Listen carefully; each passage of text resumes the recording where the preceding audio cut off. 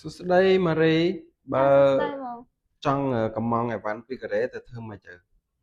ងាយស្រួលដែរបងនេះគាត់តែមាន app អូអេបហ្នឹងហ៎គូបាំងគេធ្វើមកទៅទិញយល់ទៅនឹង app យើងអាចទិញអីវ៉ាន់ពីប្រទេសកូរ៉េតាម app ហ្នឹងគាត់តែចូល app ហ្នឹងទៅហើយចង់បានអីវ៉ាន់អីទៅ copy link ហើយ connect មក Telegram ខាងក្រុមការងារនឹងកំងទិញជូនអូងាយស្រួលអញ្ចឹងយើងគ្រាន់តែឃើញរូបហើយ copy link ដាក់ចូល Telegram ក្រុមការងារគាត់នឹងកម្មង់ហើយគាត់ពន្យល់លម្អិតយើងថាត្រូវចំណាយម៉េចអីមកអញ្ចឹងទៅចាជាដំបូងបងប្អូនត្រូវមាន app នេះមួយណា app ទាំង3ហ្នឹងមួយណាក៏បានដែរ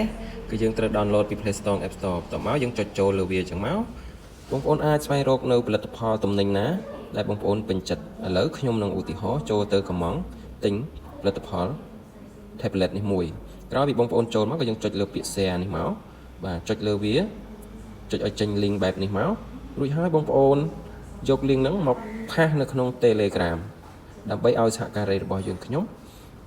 គាត់ធ្វើការបញ្ជាទិញជូនបងប្អូនដោយសារតែក្រុមហ៊ុនយើងគឺជាក្រុមហ៊ុនដឹកជញ្ជូនពីប្រទេសកូរ៉េស្រាប់ដូច្នេះបងប្អូនអាចប្រឹក្សាសួរព័ត៌មានលម្អិតបន្ថែមក៏ដូចជាថ្លៃផ្ញើពីកូរ៉េមកកម្ពុជាផងដែរកុំភ្លេចចូលទៅក្នុង Telegram ដើម្បីសួរព័ត៌មានបន្ថែមផងដែរសូមអរគុណ